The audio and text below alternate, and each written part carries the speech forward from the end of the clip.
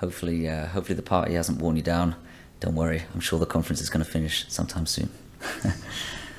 So I'm going to be presenting our paper, ThinkActive, Designing for Pseudonymous Activity Tracking in the Classroom. And I'd like to start off by thanking my collaborators, David Chatting, Gerard Wilkinson, Clement Ahmed, Kharrufa, all from Open Lab at Newcastle University. So Public Health England recently published a report demonstrating a sustained increase of obesity levels in school-aged children within the UK. Obesity prevalence is around about 9% of 4 to 5-year-olds, with more than double that number of 10 to 11-year-olds being classed as obese. This problem is compounded further by issues of deprivation, with those children who live in deprived areas being 2 times more likely to be obese than those who live in affluent areas. And this is an upward trend that begins early on and persists into adulthood, and as such, early intervention is critical to combating that public health issue. And in response to this rise to obesity, regional football clubs have begun establishing health and nutrition programs in local schools. So in this project, we work closely with the Newcastle United Foundation, who are funded in part by Newcastle United Football Club and government funders such as Sport England and National Lottery. The Newcastle United Foundation offers around about 14 different programs, ranging from girls in football to over 50s football rehabilitation. And they've delivered programs to over 50,000 service users in 2016 alone. The program that we've integrated within is called MatchFit. That's a 6-week health and nutrition program targeted at primary school age children, so that's ages 8 to 11, or years 4, 5 and 6 if you're familiar with the UK system. And the foundation specifically targets areas of high deprivation and offers programs to schools at near cost. The program is delivered by 2 Newcastle United Foundation instructors over a 6-week period, and each week they engage the children in 1 hour of health and nutrition workbook, classroom-based activities, and then they get an hour to just run around like madheads and play in exercise games. And for Newcastle United Foundation, evidence the impact of their intervention is crucial for accessing additional funding, and incorporating activity tracking was also seen as extending their existing offering to local schools. So within HCI, there have been a number of studies around personal tracking, but more to do with adolescent populations, so high school settings, for example. So those are ages 11 to 16 years. However, we realized that there's really limited research exploring this kind of much younger age group. Within the field of accelerometry and health, researchers are primarily focused on inter-device accuracy validation or device adherence. I am a robot. These terms probably tell you a lot about the design of these sorts of clinical studies, which don't even begin to think about the design decisions which might impact on the reason children might wear these devices over an extended period of time. So, how many people have got a Fitbit? Oh, good, very good. And how many times do you do this? You're walking along, you're checking out your Fitbit stuff, you open up your app and you go, that was interesting. And then you proceed to tell nobody. This kind of introspective model of informatics is something that I'm really trying to design around. And this idea that you can take this cheeky chappy and you can give him an expensive accelerometer, and then you give him a $200 smartphone, and hey presto, behavior modification is complete. It simply wouldn't have worked using consumer technology designed for adults when we're talking about this kind of multi-stakeholder, socially complex environment, such as the classroom. And similarly, this model of activity tracker plus companion application promotes a very introspective reflection on personal data rather than encouraging you to engage with others in goal setting and reflection. So within our own design, we wanted to get these guys talking to one another, sharing information with friends, family, teachers, MatchFit instructors, in order to prepare them for the incoming data-driven future that they will inevitably be entering. So, to understand our design challenges, we kind of hung around in schools, observing a couple of MatchFit sessions in different schools, and it was immediate that really basic things like these kids either don't have a mobile phone or are not allowed them in class or even on site, which means that existing models aren't going to work in this situation. And it was also apparent that we needed to consider the logistics, really basic stuff like data connection, Wi-Fi, and mundane stuff like charging. So if we had to use a Fitbit, for example, This needs to be charged every day. When you've got 30 kids, it's an absolute bedlam. You don't want to have to burden the teacher in that respect. And we're also acutely aware that these kids are actually learning stuff in a classroom. We've got to be really mindful of the disruptions to the class and design for kind of more informal and infrequent interactions with the data, either before or just after the class. And also, given that the Newcastle United Foundation targets areas of high deprivation, we needed to keep the running costs super low in order for us to scale and deploy this in schools all over the region. Alongside this was the ethics of inadvertently collecting potentially highly sensitive information, such as the children's home location, which might be inferred from step counts, for example, and the fact that we have multiple stakeholders, such as Newcastle United, Public Health England, and Ofsted, which is a governing body for education, who might want access to this data. So we have to be really careful with how we design this data collection. And lastly, let's not forget, these are 8-year-old kids. They've got memories like goldfishes. They've got limited understanding, and we really need to support their numeracy and literacy skills in our design. So, the activity trackers that we selected was the Xiaomi Mi Band. These are wrist-worn activity trackers. These are great because they've got 6-week battery life and they can do 6 weeks worth of data collection, which means minimal overheads in terms of having to charge the damn things, and also it doesn't matter if we infrequently collect this data. Importantly, they don't have a display, but they do have haptic feedback. So they'll notify you when you hit your step target, and the step target we set was 3,000 steps. And as you can see, this is super cheap, like £12. It's probably like $15, which means that we can start to scale these things, en masse. And these devices were handed out by the teacher, and the students were asked to wear them for the entire duration of the study. So that means in school and at home. So just a quick overview. You've got the activity tracking band. You've got a single base station, which the students, hangs around at the back of the classroom. The students sync their data with that base station. And then on the booklets, so MatchFit already have these workbook booklets. We just stuck one of these little avatars on the back and a QR code so that they could authenticate with the device.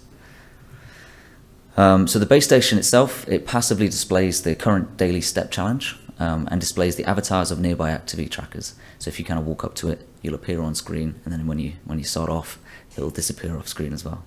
And then in order to access your data, the students must first scan your QR code on the back of this workbook, which is then stored next to the base station. So importantly, this is an active process, right? We could have designed it where it just sunk in the background and you didn't really have to have any reason to come to the device. But actually, students, for them to donate, or rather contribute towards the daily step target, they had to go up to that base station and sync. And that's kind of nice because it's a kind of a performative interaction which encourages other students to kind of wander over and be like, what are you doing? Which is kind of interesting. Once they've authenticated this device, students can view the last 24 hours step count, which is then translated into a more natural statement. So for example, you've walked 3.5 times around St. James's Stadium. And then we also kind of presented it in miles, kilometers, and calories and so on, just to get them to think about those different metrics. So the avatars that we gave them, each student was given this pseudonymous identity, which comprised of a color, animal, and number. So for example, I'm Red Octopus 5, true fact. When the teacher initially handed these activity trackers out, they recorded the device ID, then they associated the avatar along with the student's name, but specifically on a paper lookup sheet. So I've got no reference to any device with each student. This means we didn't need to know who was who, and if any issues occurred with the device or we observed strange patterns in the behavior, we had to go directly to the gatekeeper, so in this case the teacher, and ask them to investigate it further. The avatars were split into 2 groups, red and blue. This allowed us to have competitions between the groups during the study, and we also had to make sure that these identities were simple enough to understand, with Red Octopus probably being the most complex one. So these avatars are really nice. They allow us to anonymize data at the point of collection, which means that we avoid having to collect potentially sensitive information. And this removes issues of safeguarding and ensures that this data would be easily transferable between all the different partners. And what was nice as well was the use of avatars provide us with a means for 8-year-olds to actually negotiate their identity and privacy of their data without the use of overly complex technology, right? So literally a student could choose to share with their friends their identity, and that would be it, right? The use of avatars also allowed us to circumvent issues, or potentially circumvent issues, around bullying. If someone says in the class, like, well done, Brown Bear 6, the child can decide to stand up or to sit down and kind of be anonymous in that respect. So yeah, we issued these kind of daily step challenges or weekly step challenges, and they're either group-based or classroom-based. So things like let's all walk to Mount Everest and back, or let's individually have a higher average compared to the blue group, for example. And the challenge is presented on the front of the ambient display, along with a simplified language about distance, like I say, walking to Mount Everest. And then that 3,000 personal step count is actively encouraged by the teacher. So, we always heard the teacher saying, okay, let's see if we can walk to school 5 days in a row today, and those sorts of things. So to explore our design in the real world, we deployed ThinkActive with a primary school in Newcastle, and we engaged, who was situated within the top 1% of the most deprived areas in the UK. This is pretty rough. We had 30 participants with a fairly even gender split, and we had 2 match fit instructors who were the same instructors all the way through, and we had three teachers. It was one class, and we observed them over about 6 weeks, which is a half term. And the data we collected was interview data with a self-selected group of students, and we also spoke to the instructors and teachers. There's only 5 minutes left. God damn. Right, so in terms of the qualitative data, here's a load of numbers. As you can see, 80% of students wore the bands for 32 days or more. 80% of students interacted and synced with that data at least 5 days out of the 12 days that the base station was in the back of the classroom. As you can see, the students walked around about 13,000 steps, and normally around about 10 students interact with the display each day, and people on average interacted with it about 6 times a day. And they engage with them in the breakfast club, or at lunchtime, or break time, or after school.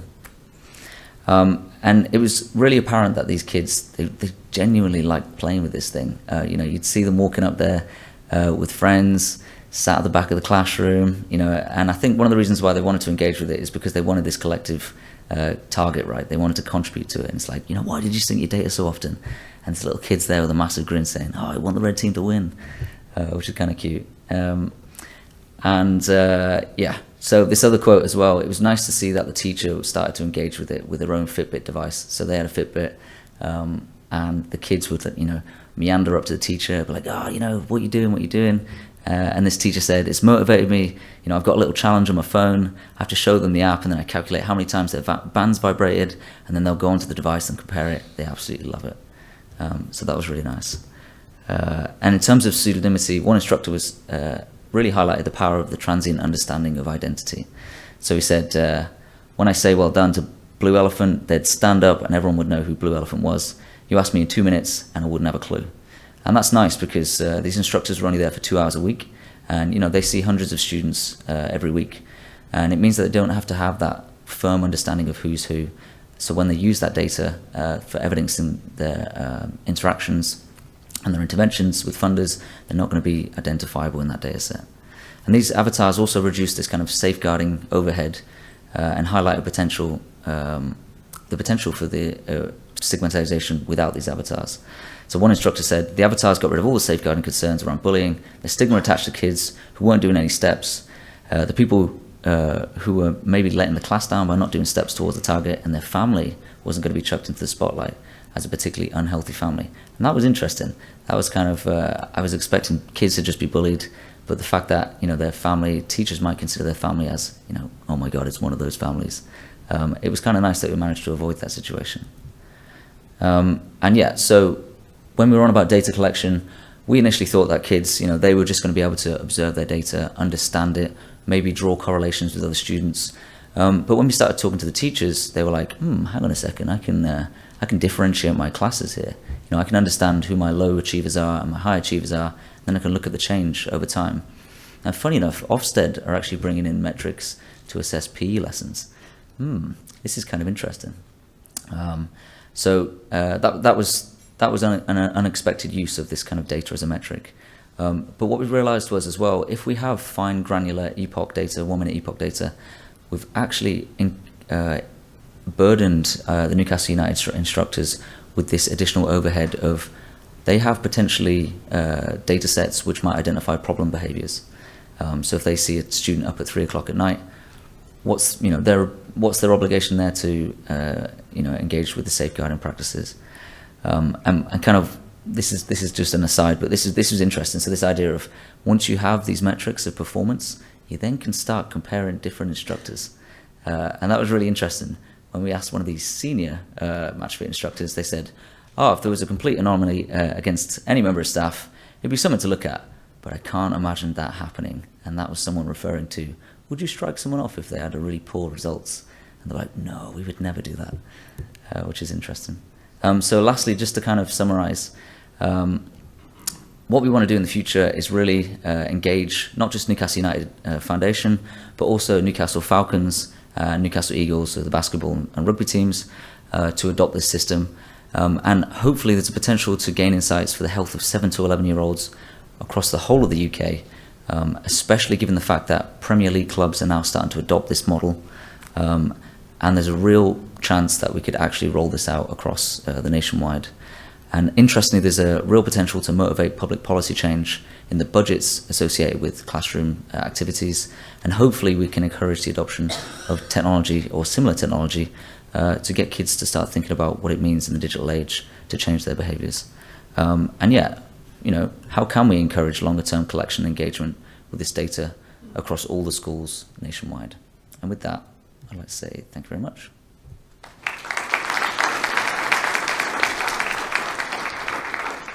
We have some time for questions.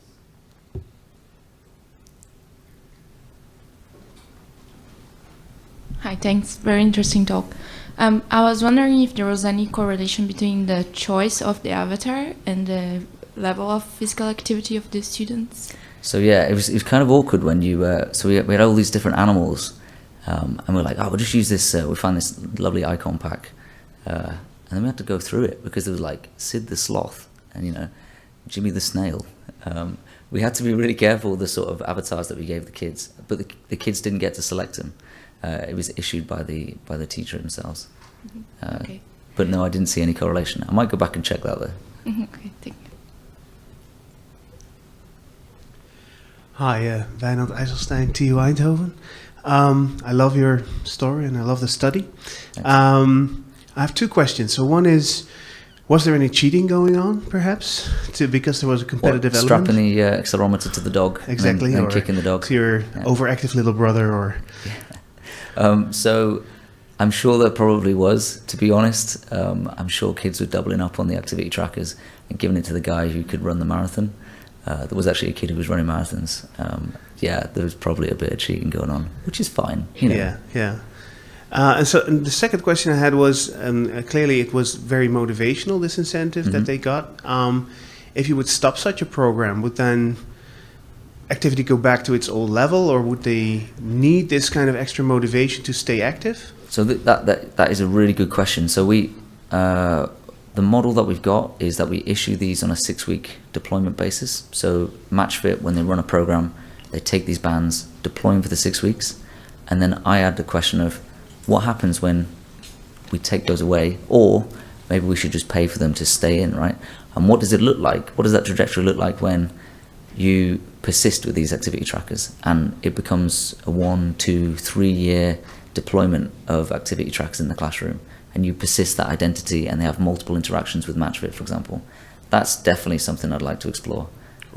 Yeah, that was a good question. Thanks. We still have time for one more question. Another question about the analysis of the data. Did you see any patterns in terms of time, like times of the day that they were more active or days of the week? So the stuff that we report on in the paper is specifically not. I was really mindful of sticking that in there because I didn't want to be that sore thumb being like, it's okay, we've got the data to prove that we were 23% more active. Because I think that was really complicated in terms of, it's only a 6-week intervention, right? And these kids, yeah, I was a bit mindful of using that data. So the data that we report on is much more around what does it mean to design for this space? What do people think about activity tracking? So no, I haven't looked specifically at the times of day and the trends in the data, but that's something that I'm gonna look at maybe in another paper. Stay tuned. Yeah, thanks. And do you think there is any potential, like, to detect anxiety or children who might have some attention deficit? Oh, that is a brilliant question. Well, so one of the problems is that if you want to do that sort of analysis, The activity trackers that I've selected they do on-device summary, which means the raw accelerometry data is actually held on the device and then computed, and then that computed value is stored. So it means that we don't get access to that raw accelerometry data. If we did have a different device like an AX3, so we develop these accelerometers in the lab, if we use those, we could get that raw accelerometry information and train some sort of model on it. But the problem is then you start having issues of, well, you can only do that for like 24 hours, or do you see what I mean? So there's that trade-off between super high technical, great fidelity of data, but the massive ball ache of having to charge it and sync that data, and the trade-off between that scale. So I'm not sure yet if we're going to do that. Okay. Thank you.